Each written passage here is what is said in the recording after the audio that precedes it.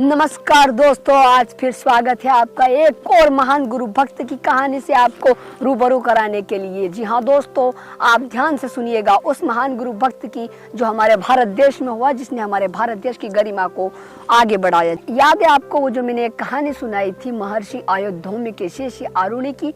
उन्हीं महर्षि का एक और शिष्य था उपमन्यु। उपमन्यु एक हष्ट पुष्ट बालक था। वो खाने के लिए बहुत शौकीन था, परंतु था गुरु भक्त। तो एक बार क्या होता है, गुरुजी को चिंता होने लगी कि ये खाने पीने में ही अपना समय बर्बाद करता है, इसको वेद वेदांत की शिक्षा नहीं मिल पाएगी। तो उन्होंने उपाय सोचा कि उपमन्यु बेटा तुम एक काम करना, तुम गायों को चराना, गायों को पूरे दिन चराना और शाम को लेके वापस आ जाना। उपमन्यु ने कहा जो आज्ञा गुरुदेव। उपमन्यु गुरु की आज्ञा का पालन करने लगा। अब क्या होता है दोस्तों कि उपमन्यु गाय को ले जाता था और शाम को वापस आ जाता था। तब गुरुदेव ने ऐसा कुछ दिनों तक देखा और फिर सोचा कि यार इसका खाना बंद हो गया है मध्याह्न का, फिर भी ये हष्ट पुष्ट होते जा रहा है। तो उन्होंने उपमन्यु से पूछ लिया कि बेटा तुम्हारा खाना बंद हो चुका है मध्याह्न का, फिर भी तुम हष्ट पुष्ट हो रहे, मोटे होते जा रहे हो, ये इसका कारण क्या है? तब उपमन्यु ने उत्तर दिया कि गुरुजी मैं अपनी शुदा भिक्षा मांगकर पूरी कर लेता हूँ। तब गुरुजी क्रोधित हुए, ये तो गलत बात है, तुमने मेरी आज्ञा के बिना ही भिक्षा मांगनी शुरू कर दी और तुम अकेले अकेले भिक्षा ले रहे हो। अगर नियम देखे तो तुम वहाँ का भिक्षा पहले गुरु को समर्पित करोगे और उसके बाद तुम खाओगे। तो उसने क्षमा मांगी कि जी गुरुदेव आगे से ऐसा ही होगा। तब क्या होता है दोस्तों कि आरुणि फिर से गाय चराने जाता था और जो भिक्षा मांग कर लाता था वो गुरुजी को देता था। और ऐसा कुछ दिनों तक चलता रहा और फिर गुरुजी ने देखा ये तो फिर मोटा होता जा रहा है। तब गुरुजी ने फिर पूछा कि बेटा उपमन्यु ये क्या हो रहा है, फिर तो तुम फिर से मोटे होते जा रहे हो, कारण क्या है इस सब का? तब उपमन्यु ने बड़ी सरलता से उत्तर दिया कि गुरुजी मैं जब आपको भिक्षा दे जाता हूँ फिर उसके बाद फिर पुनः भिक्षा मांगने जाता हूँ और फिर भिक्षा लेके अपनी भूख शांत करता हूँ। तब गुरुजी ने सोचा कि ये तो गलत बात है उपमन्यु, उनकी जीवन रोजमर्रा की जिंदगी में तुम कष्ट उत्पन्न कर रहे हो, उनकी खाने पीने की चीजें उनकी कमी पड़ जाएगी, अगर ऐसा करोगे तो तुम्हारे कारण उनको परेशानी आ सकती है। तब उन्होंने कहा जो आज्ञा गुरुदेव, आज के बाद ऐसा कुछ नहीं होगा। तो उपमन्यु क्या करता है कि जो गाय का दूध है, गाय चराने जाता है तब उसको भूख तो लगती है, तो वो क्या करता है चिंता में आ जाता है, तब वो गाय का दूध पीने लगता है। तब गुरुजी फिर पूछने लगे। तब गुरुजी ने देखा, थोड़े दिन बाद गुरुजी ने फिर पूछा कि हो क्या रहा है तुम्हें उपमन्यु, फिर मोटे होते जा रहे हो तुम, तो कारण क्या है? तब उपमन्यु ने फिर से उत्तर दिया कि गुरुजी मैं गाय का दूध पी लेता हूँ। तब गुरुजी ने कहा कि अब तो तुम चोरी भी करने लगे होगे, तुम्हें हो क्या रहा है उपमन्यु?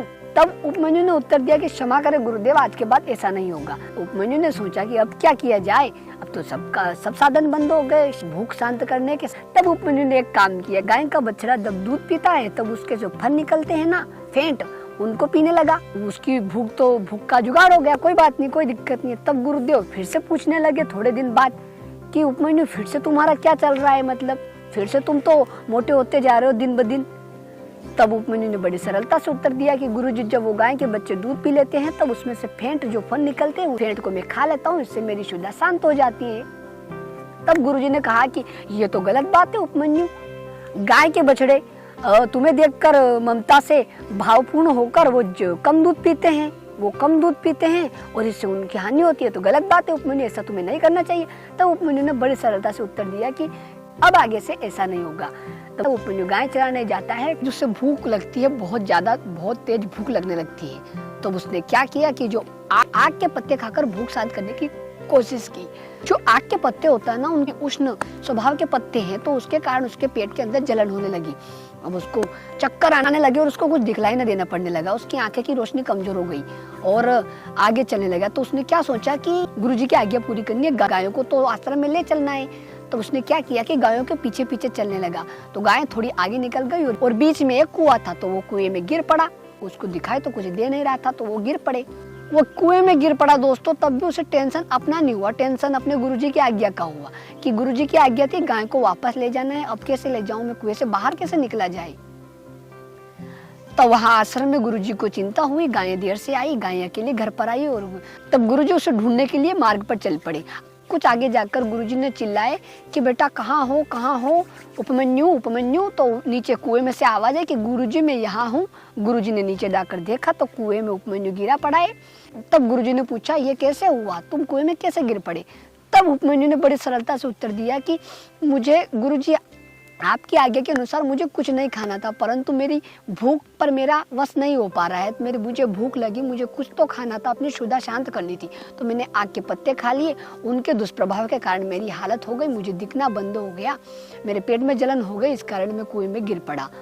तब गुरुजी को बहुत ज़्यादा प्रसन्नता हुई और उन्होंने उसे कुएं से बाहर निकलवाया और वैद्यराज जी को बुलाया और वहाँ से अपने कुछ काम करने के लिए चले गए। तब वैद्यराज जी ने उसे कहा कि बेटा ये मालपुए खाओ, इससे खाने पर तुम्हारा स्वास्थ्य ठीक हो जाएगा।